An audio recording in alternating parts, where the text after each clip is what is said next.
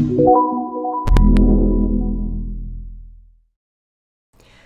yo everyone! After many seconds, minutes, hours, days, and I think like 1 or 2 weeks, I finally have my Skyscale! Yes! So I've been really over the moon, and I thought I'd make a little video about me giving my review of the Skyscale, how I feel that the Skyscale moves, flies, abilities, acquisition, all that stuff. So let's get started. Also, side note, this video is just basically going to be me rambling and talking because I don't have a script. I don't feel like I need one. So let me first start with the most logical subject to talk about, and that is the acquisition. Now, I got my Skyscale a couple weeks after it first launched, which means that they fixed the time gating issues. Now, I want to talk about the time gating issues because I know it's a hot topic, or it was a hot topic, and you know what? I like to stir the pot and resurrect old beef, so I'm gonna do so.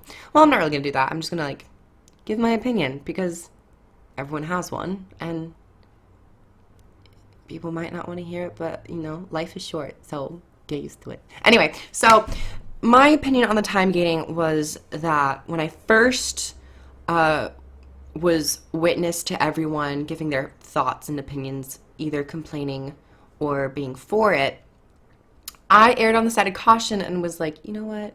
It's okay. It's fine. I know it's not the best way of creating like quote unquote content. It's a way of like prolonging players to stay in the game. But then again, this is an MMO, and typically you want people to be in the game as long as possible. And that means time gate, yeah, you're going to have to do stuff and then you're going to hit a wall. But you, as a developer, you might think, oh, people are in the game. They might want to go and try other things. Maybe do a couple games of PvP, go do a raid, go do some more achievements, all that stuff. So it's a way of just keeping players engaged and in the game because they have a goal to go after. Other players might see a time gate and say, you know what, I'm not even going to start. And that is also an issue that happens with time gating and those sorts of philosophies or styles of implementation. So it can go either way, where it keeps players in the game doing stuff, or it completely deters people. Now, it also depends on how lengthy the time gate is. I was originally fine. I was fine with it, and I still kind of am. However, the part where I don't agree on is the length of time gating. I think some smaller time gates are fine. It's manageable. It's palatable. But this did seem a little excessive, you know what I mean? And I think that they got, as the community, we got that message through. They have adjusted it to where it's now in-game Tyria time.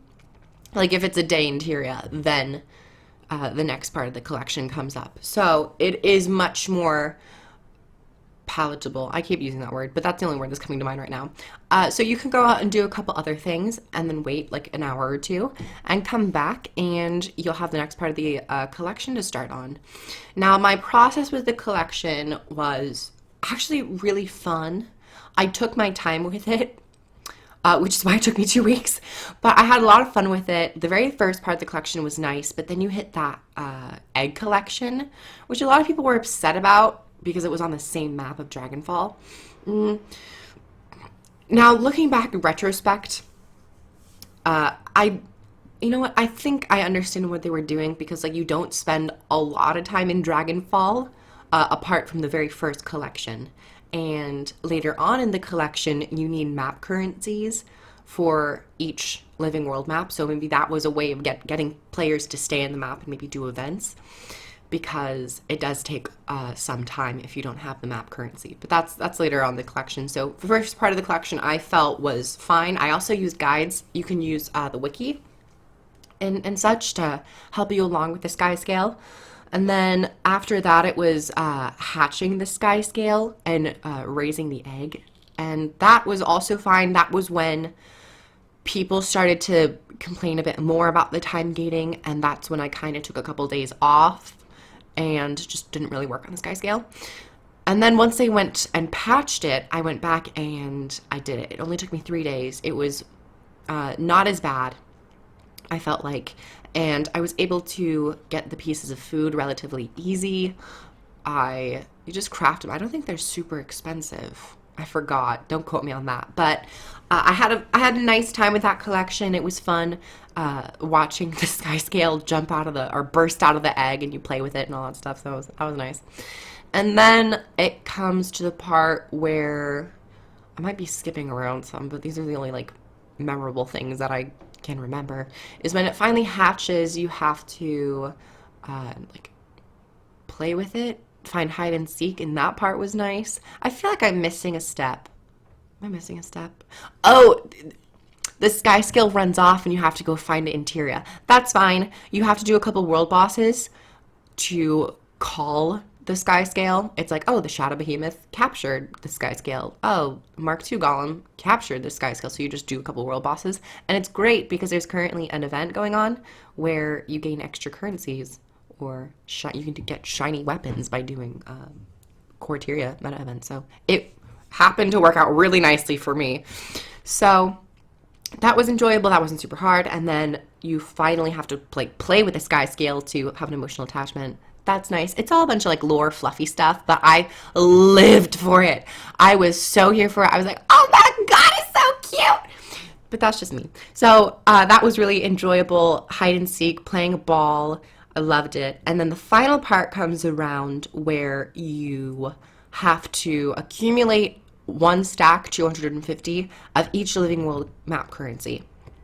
I had all of them except for Sandswept Isle and Jahai Bluffs. I don't know why that was, but those are the two I did not have.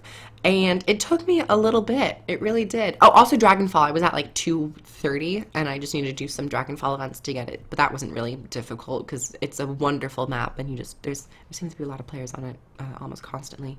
So doing Sandswept Isles was a lot of fun. I just put on a bunch of podcasts in the background. I lived my life. I got it. I enjoyed.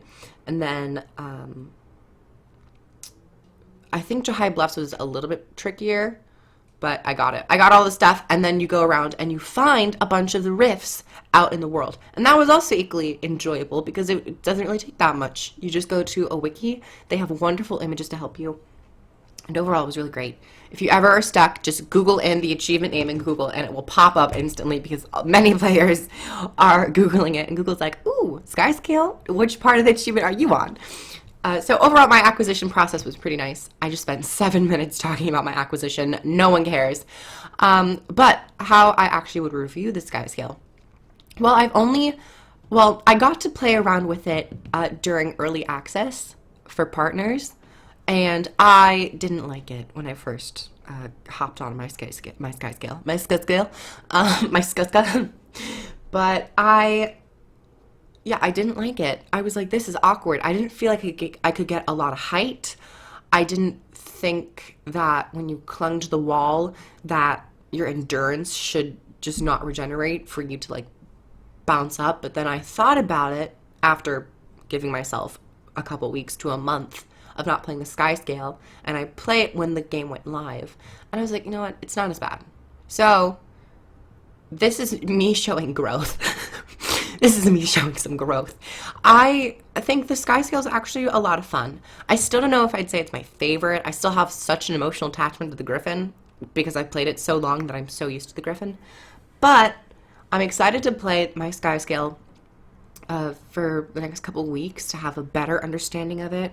I still have to finish the masteries. That's something I am also working on right now. But I will say that my time with the Skyscale in terms of movement has been better. Also, it's just like when you first start doing something, you're like, what is this? What's happening? And it feels off. But, you know, with consistency in life, things tend to get a little bit better. So that's where I'm standing on my movement with the Skyscale. The ability, I think, is really fun. I like that it applies burning. There's a bit of a condition aspect. I don't think it scales with players' condition damage. Don't quote me on that. I'll test it out. I'll go on a Connie character and I'll see if the burning's any better. But I like the ability. I think it's fun. Now, the skin, the Shimmer Wing. Shout out to the individual who, I'm not going to say the name because I don't know if they want me to say the name, but someone I was on the final part of the collection, and I was like, oh, I really wanted the Shimmer Wing Skyscale. And someone gifted it to me. So shout out to you. You got my respect. Thank you so, so much.